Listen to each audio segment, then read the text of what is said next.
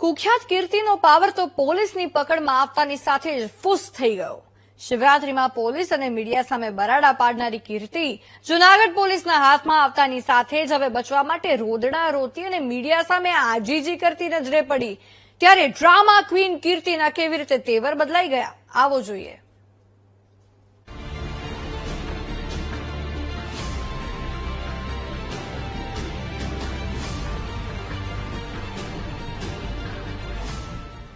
મૃગીકુંડમાં ભગવા વસ્ત્રો પહેરી સાધુ સંતો સાથે સ્નાન, બહાર કાઢવા પર મહિલા પીઆઈ સાથે દાદાગીરી અને ઇન્દ્ર ભારતીના સમર્થકને ધમકાવી ખંડણીની માંગના કેસમાં ભરાયેલી કીર્તિ અંતે રાજસ્થાનના ઉદયપુરથી પોલીસના હાથમાં આવી ગઈ।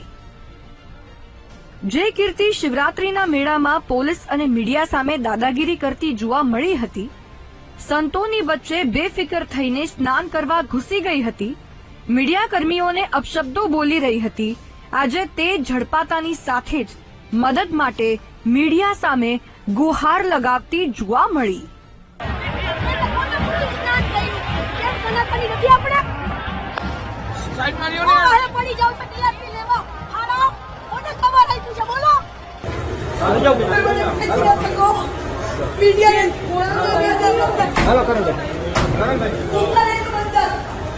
જૂનાગઢ પોલીસે કીર્તિના એક દિવસના રિમાન્ડ પૂરા થતા જ કોર્ટમાં રજૂ કરી હતી, જ્યાં કીર્તિના વકીલોએ જામીન માટે અરજી કરી હતી, જેને કોર્ટે મંજૂર કરી છે। સાથે જ ભવનાથ પોલીસના ગુનામાં મંગળવારે સવારે 11 વાગે હાજર થવાનું ફરમાન પણ આપવામાં આવ્યું છે। ના ના કઈ જ નહીં બોલું। હર હર મહાદેવ તમે બોલો। આપણે જામીન મળ્યા છે, શું કહેશો? એમની તબિયત કઈ હર હર મહાદેવ કઈશ ખાલી। કાયદામાં રહેવા પર જ ફાયદો છે, પરંતુ કુખ્યાત કીર્તિ તો કાયદો હાથમાં લેવા માટે જાણીતી છે।